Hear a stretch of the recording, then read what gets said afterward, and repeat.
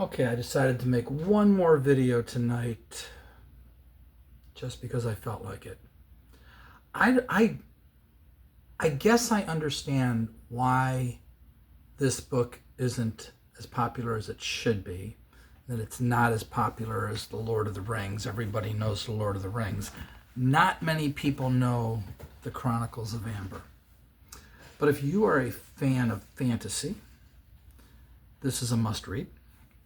If you're a fan of Dungeons and Dragons, this book is listed in Appendix N of the first Dungeon Master's Guide, the only Dungeon Master's Guide anybody really needs.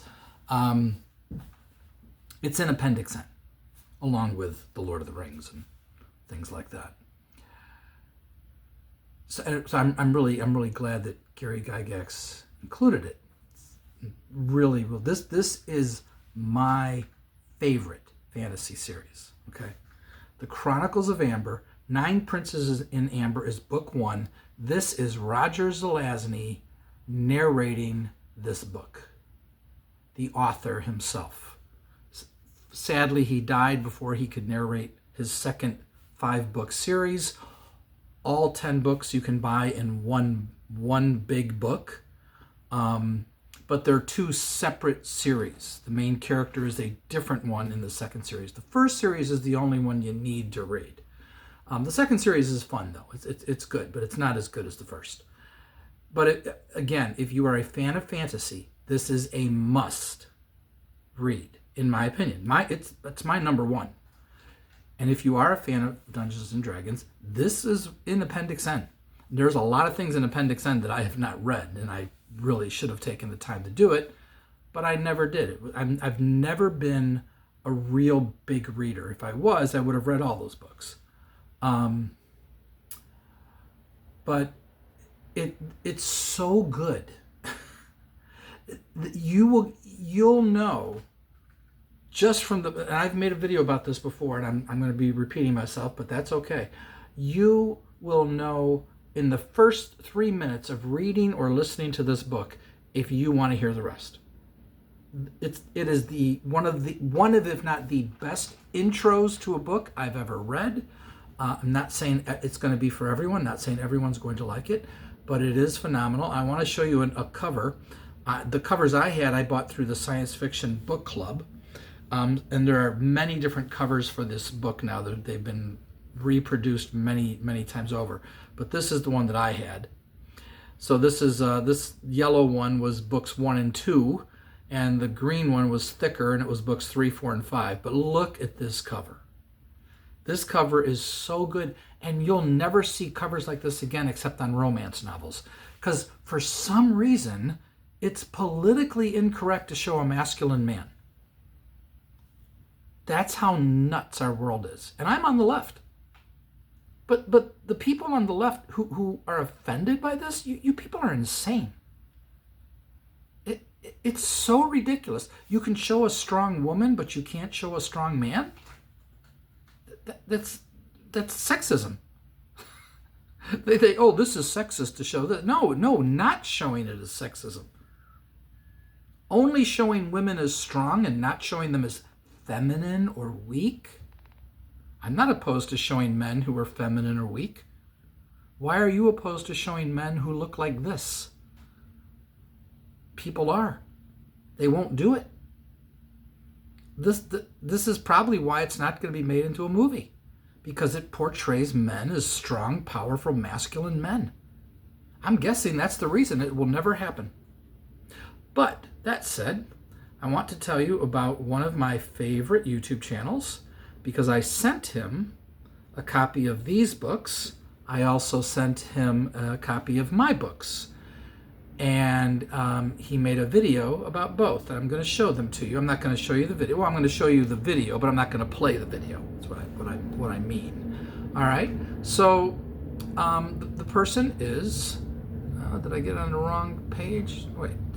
That's the one. Yeah, there it is. The Dungeon Minister.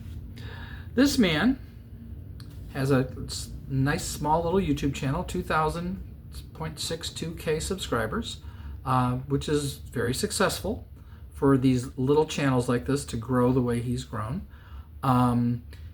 He is an Anglican priest, hence the picture with the priest with the D20 instead of a head. Love the title, The Dungeon Minister. He is an Anglican priest who's married with 3 sons, and he plays basic D&D, referred to as Beckme D&D, with his family. And then he makes videos, if I click on video, of how the last gaming session went.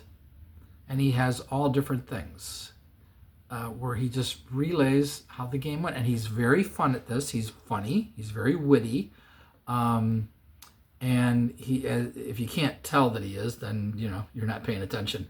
But his videos are very well made. I crack up a lot. And it's just fun listening to this gaming. And his kids are slowly growing up.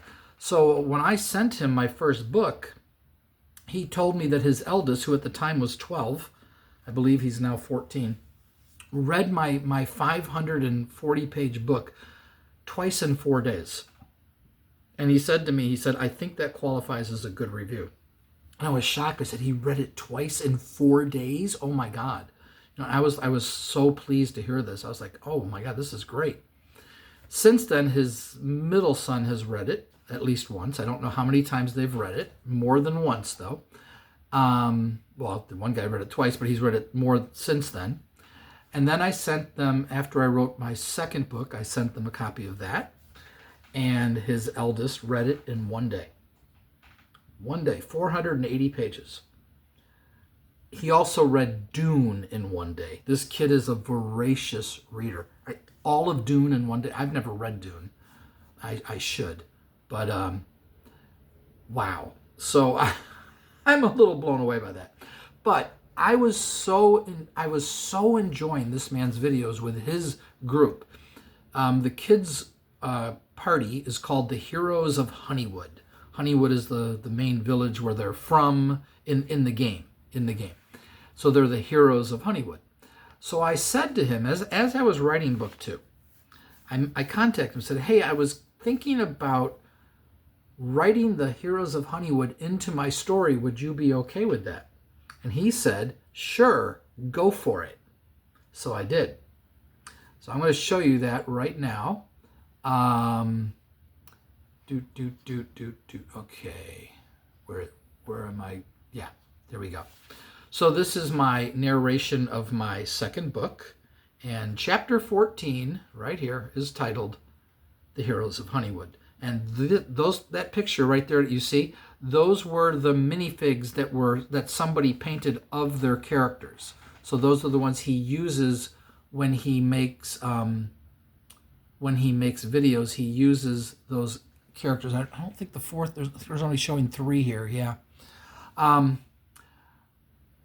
Somebody since this has painted minifigs for them because they had non-painted ones. These painted ones, I don't know what they were, but someone painted them, and now they have painted minifigs. They look different from these, so different paint job. But it doesn't matter. It's just really cool. We all love those characters, and I put them in one chapter of my book. And he said it was really odd for them to read their characters in a story. It felt weird to read it. And he didn't say it in a bad way. I think it was like they were a little surprised at it and didn't really know quite what to make of it.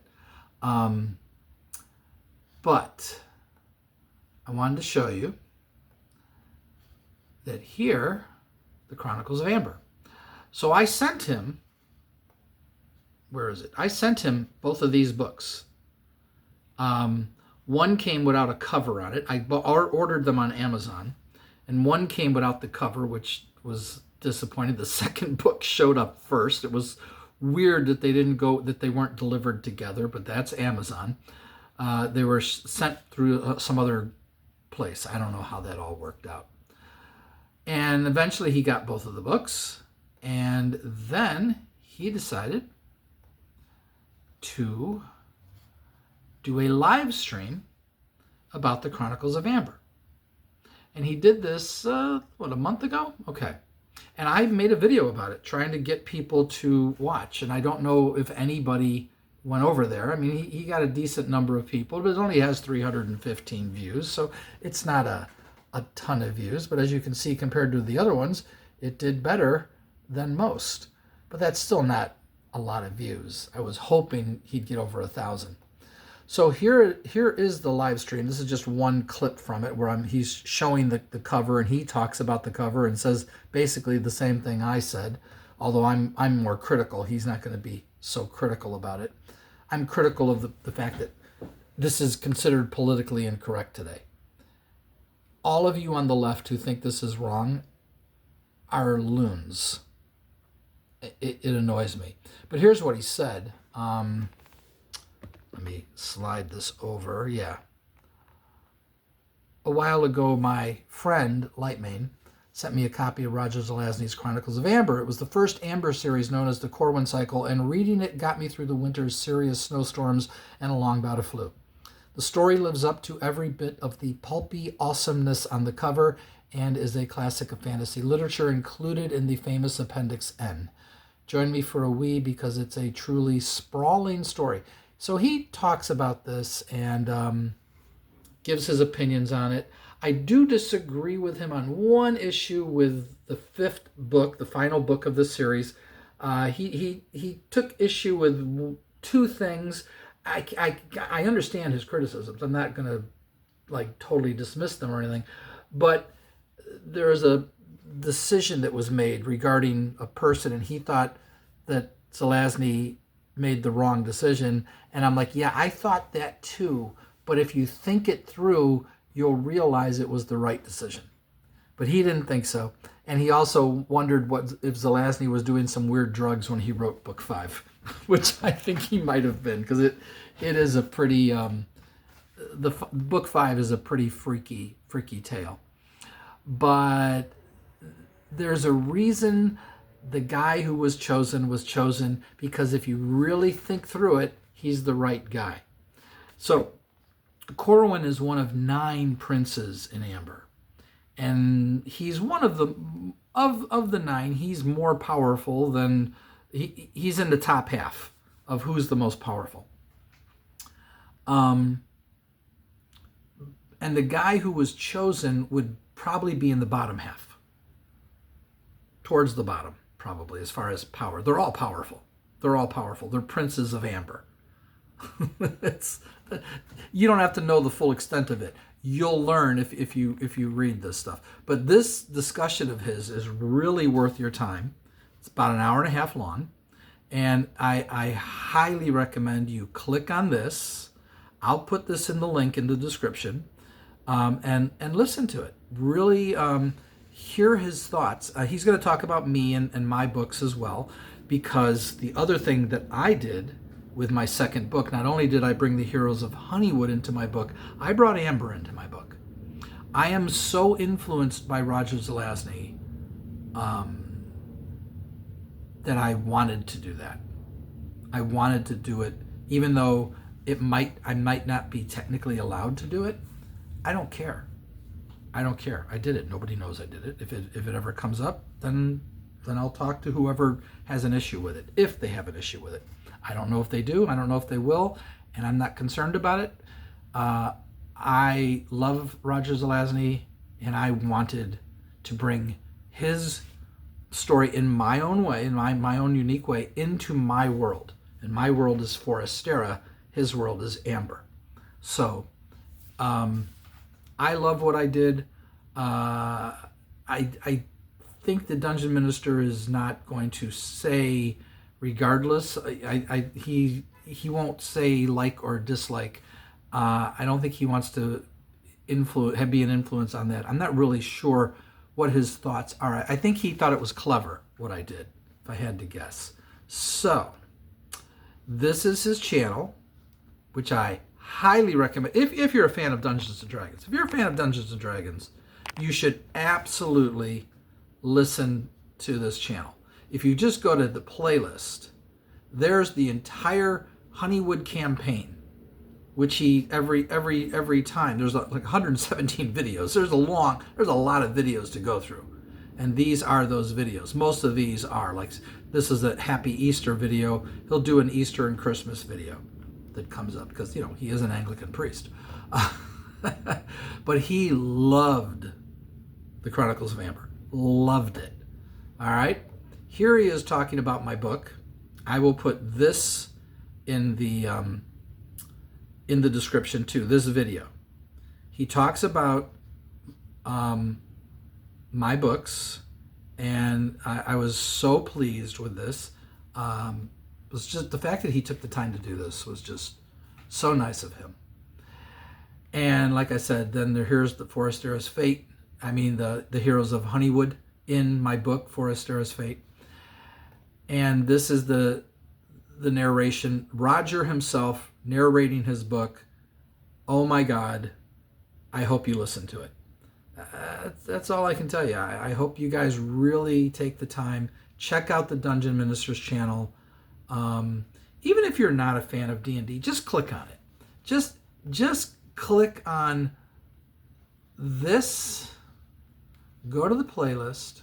Let me just show you. Just click on this video. You don't have to listen to the whole thing. It's 13 minutes long, in which we begin. You know what? I'm going to do it. I want to show you something. I just want to show you something. Here we go.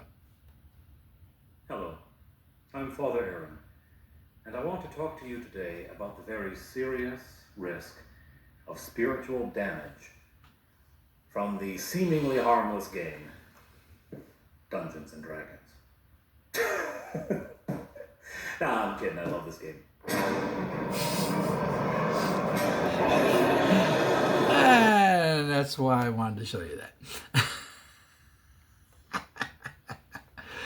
The moment I saw that video, I went, oh my God, I am going to watch these. And I had to catch up because he had been doing this for like a month or two or something like that. I forget how many videos I had to watch to catch up. It was a couple months worth of videos. And I just found his channel by accident. It just came up. And this is the whole freaking campaign retold in video form. And he uses all kinds of neat little things and very, very entertaining. And that intro, making it sound like, oh, Dungeons and Dragons, oh no, this is not good. No, it's totally just goofing around. He loves the game. And it just, the whole satanic panic thing, we just laugh because it's just so silly what happened in the 80s. But, we experienced it, but nothing bad on our end because, well, a little bit. There were little issues here and there, but some people really had a hard time with it. There was a lot of resistance back in the 80s. People were calling it the devil's game, and oh my God, the things that people were saying. So I hope you check that out. I hope you check out his live stream about the Chronicles of Amber. I hope you will watch his video where he talks about my 2 books, that he mentions them. I think you'll enjoy that. I do hope that you will listen to my narration, but you got to start with you got to start with book 1, this one, the introduction. This is where you have to start if you're going to listen to my narration of my book, and then I hope you will listen to Roger Zelazny narrate the Chronicles of Amber. Like I say, it's the best fantasy fiction ever written as far as I'm concerned. And it has the best introduction that will hook you right away into the story. Whereas The Lord of the Rings was not an easy read. This is a middle of the road read, like as far as easy read, heavy read. The Lord of the Rings is heavy. It's a hard read. This is not a hard read. I wouldn't say it's an easy read. I wouldn't say it's a light read, but it's a really, really good read. Just phenomenal stuff. So I hope you check it out. And that's all I wanted to say. I'll talk to you all later. Bye-bye.